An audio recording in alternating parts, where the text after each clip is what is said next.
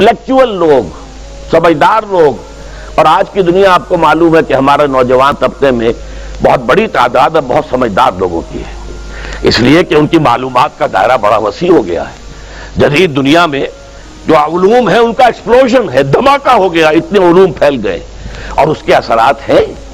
اخبار بین لوگ بھی جو ہے وہ بھی ایک طرح سے ہر ایک ان میں سے فلسفی ہوتا ہے، آپ اس سے ذرا بات کر کے دیکھیے، وہ اپنے فلسفے بگاڑے گا، اپنی رائے دے گا، معلوم ہوتا ہے کہ شاید سب سے بڑا سیاسی تجزیہ نگار یہی ہے۔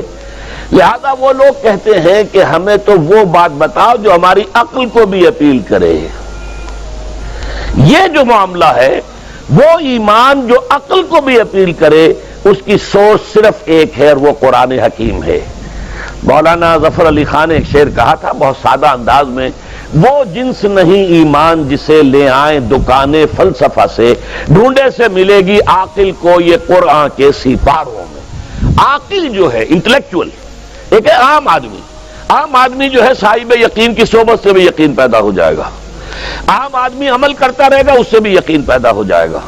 لیکن عاقل انٹلیکچوئل وہ شخص جو کہتا ہے پہلے میری عقل کو اطمینان ہونا چاہیے پھر مانوں گا، اس کے لیے جو سورس ہے، منبع ہے، سرچشمہ ہے ایمان کا، وہ صرف اور صرف قرآن ہے۔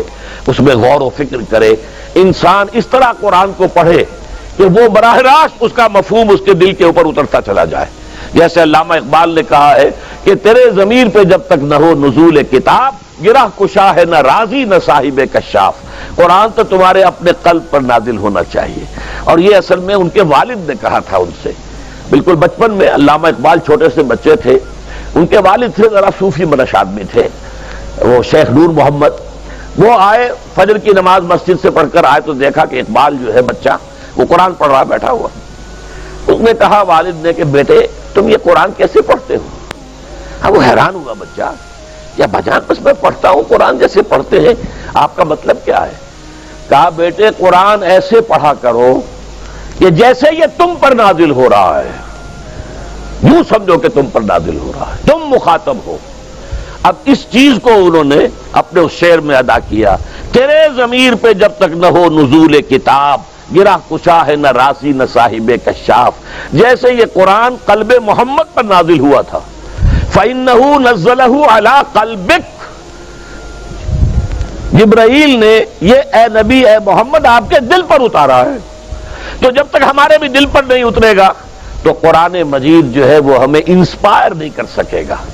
ترجمہ آپ پڑھیں گے، کچھ آپ کو معلوم ہو گیا اس کا مطلب یہ ہے، تفسیر پڑھا، اچھا جی ٹھیک ہے فلاں مفسر نے یہ لکھا ہے، فلاں نے یہ لکھا ہے، یہ معلومات تو مل جائیں گی، لیکن وہ اندر سے جو موٹیویشن ہوتی ہے، اندر سے جو جذبہ ابھرتا ہے، اندر سے جو ایمان جو ہے چشمے کی طرح قلب کی گہرائیوں سے ابلتا ہے، وہ نہیں ہوگا۔ وہ اسی وقت ہوتا ہے کہ جب وہ انٹلیکچوئل آدمی جو ہے وہ کم سے کم اتنی تکلیف ضرور کرے کہ اتنی عربی سیکھ لے کہ عربی جو ہے قرآن مجید اس کے براہ راست قلب پر نازل ہو سکے، وہ ترجمہ نہ دیکھے۔ اب ایک آیت پڑھی پھر ترجمہ دیکھا، پھر دیکھا اس میں نمبر 11 لکھا ہوا ہے، حاشیہ میں جا کر دیکھا نمبر 11 یہاں ہے، وہ دیکھا، تسلسل تو ٹوٹ گیا۔ اب وہ بات نہیں رہی، اور ترجمہ جو ہے وہ سبھی جانتے ہیں، دنیا میں ہر بچہ بھی سمجھ لے گا کہ غالب کا کوئی شعر ہو اور وہ آدمی پڑھ کے جھوم جاتا ہے کہ کیا بات کہی، اسی کا انگریزی میں ترجمہ کر دیجئے، اب اس میں کچھ بھی نہیں۔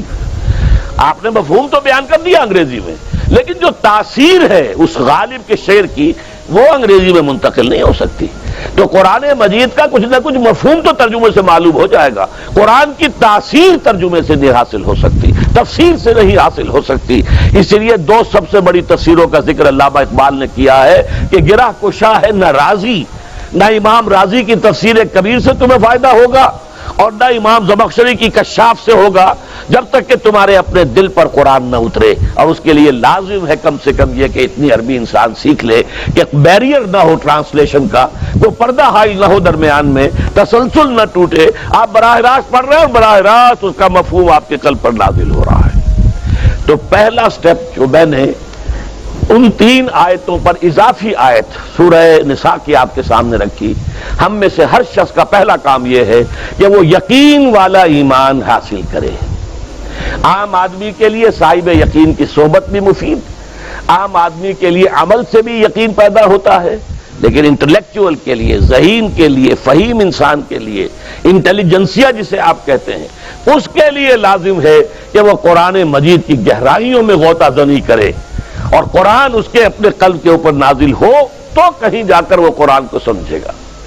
چنانچہ علامہ اقبالی کا ایک اور شعر میرے ذہن میں آیا ہے، وہ میں آپ کو سنا دوں۔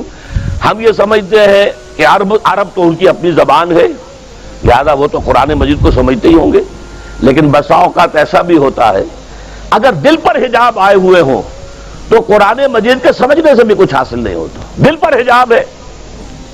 یہی وجہ ہے تو عرب ہو یا عجم ہو،